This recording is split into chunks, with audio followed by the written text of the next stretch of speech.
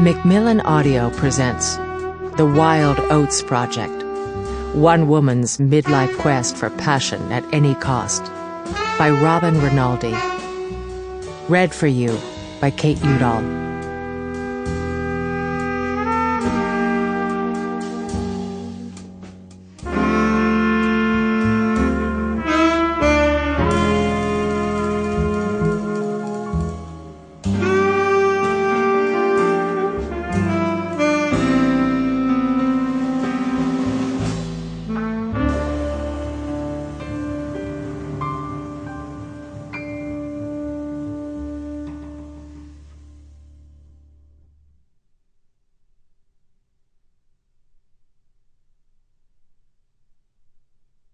Part 1.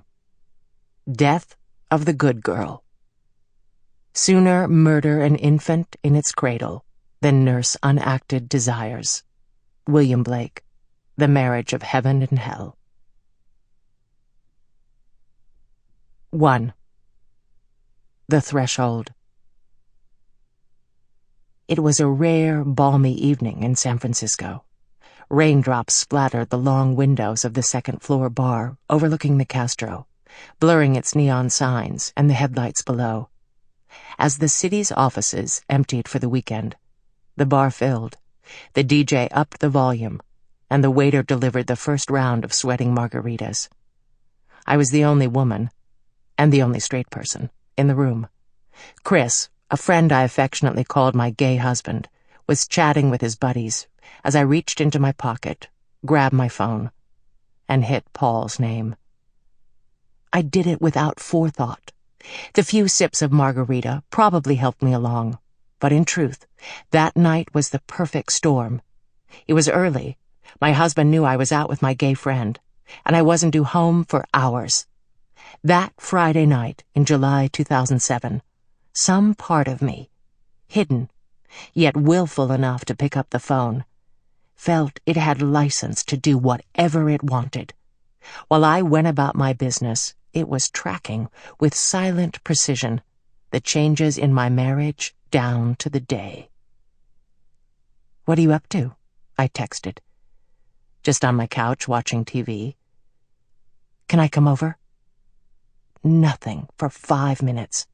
In that span, I vacillated between anticipating the thrill of a yes and the relief of a no. Yes, 2140 Jackson. The indigo characters, 2140 Jackson, threw off a crystalline charge that snaked up my arm and lit my chest from inside, as if I'd been sent the combination to a bank vault, or plucked the enemy's secret code off the wires. Needing encouragement, I pulled Chris aside and showed him the text. He was aware of my recent crush on Paul. He also knew and liked my husband, Scott. But in his world, the microcosm of gay male life in San Francisco, couples who'd been together 17 years, like Scott and I had, didn't necessarily read disaster into casual flings. Many of Chris's friends indulged their attraction to others now and then, without seeming to damage their primary relationship. He looked from the phone to me. "Are you sure?" "No, I'm not sure at all," I said, my eyes darting toward the door. I slid into my raincoat. "Listen," he said, holding my elbow like a football coach instructing a rookie on the sidelines. "Go slow. You can stop any time you want." "All right, I need to go. Text me later to let me know you're okay." The sidewalk was a sea of umbrellas. I made my way to the curb and shot my hand up, prepared to wait 20 minutes for one of San Francisco's limited number of cabs.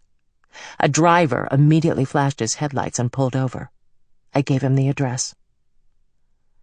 I opened the fogged window and looked up at the starless, heavy sky. The pavement shone with moisture as we ascended Divisadero Street, the long hill that separates the eastern and western halves of the city.